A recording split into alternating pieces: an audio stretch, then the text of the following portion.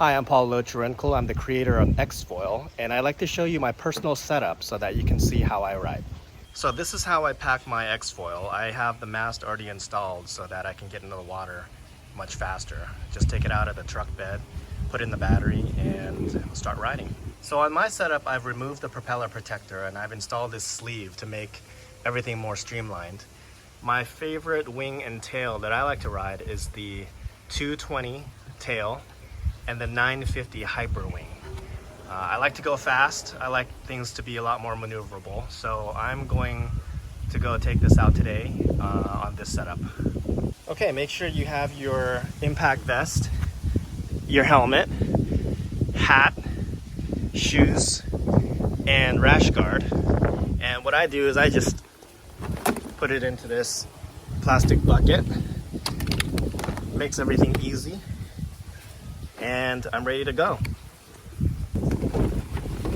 Okay, this is the tool bag that I use to carry around with XFoil. It's a little bit overkill, but I'm coming from the performance automotive industry, so I'm a little bit of a gearhead. I'll show you what I have inside. Alcohol spray bottle with 99% isopropyl alcohol for cleaning the electrical contacts. Lots of Q-tips. And then I have screwdrivers, Phillips flathead, cutters, pliers, adjustable wrenches. Here's another spray bottle. And then metric tool set, metric hex tool set, 1.5 millimeter to 2.5 and 3. Wire cutters, electrical tape, and hex tools, spare screws. And this is what I use to dispense the gasket sealant, the magic lube for the battery box. So I'll just bring this with me every time I go riding, just in case I need parts or if I need to make any adjustments. And I'll just put this in the truck. Okay, so for today's session, I put 2 standard range batteries in the truck. I'll put my tool bag in here like this. Make sure you have water, sunscreen, spare remote, and you're ready to go and have a great time. Okay, I'm here at one of my favorite places to e-foil on Oahu, Hawaii. It's a place called Sand Island. There's actually somebody riding an e-foil out there right now. So here's how I have my setup. I'm going to bring my board to the water, put in the battery, and get going. Okay, I put the board near the water's edge. Here's where I have my truck. Okay, let's get the battery and drop it in.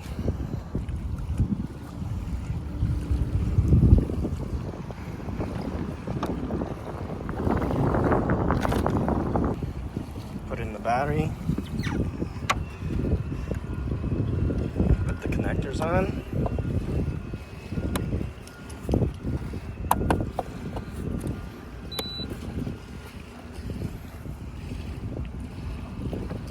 Close the lid. I like to close one side down, and then don't forget to burp it. You have to lift one side, push it so all the air escapes, and then close it down. Ready to go foiling. Check this out. F-22 Raptor.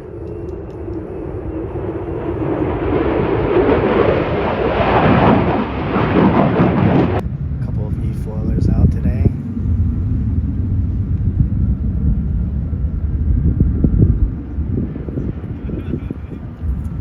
Okay, so once I've arrived home, I like to rinse my board out with fresh water. And the way that I have it configured is the board is tipped downwards slightly so that when I rinse the battery box, all of the water can drain out.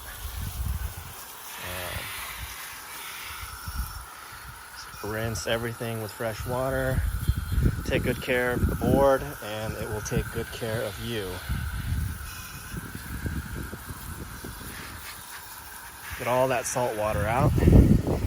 Make sure you get all the little crevices inside the seals. because a lot of times there's sand in there. Get all the little crevices out and rinse everything with fresh water. And let it air dry, probably about 10-15 minutes, and we're good to go. So I'll just give this a good rinse.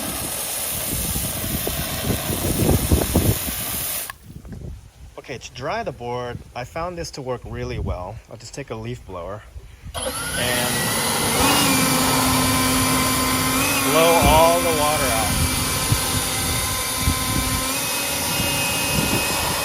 Leaf blower is great because you can get all the little crevices.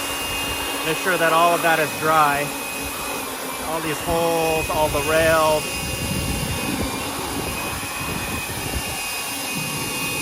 All of the crevices inside the seal. Get all of that dry. And then once you're done, you can let the rest of it air dry and you're ready to store the board. And then just for fun, I like to just air dry everything. That's just the way that I am. I like to be very thorough.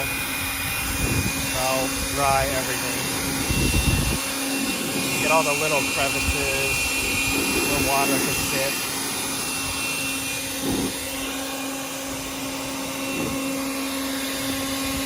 So I like my board to look like new all the time, and sometimes when you're riding the XFoil in salt water, the aluminum reacts to the salt water. So I'll just take Armor All, spray it down, and then wipe it.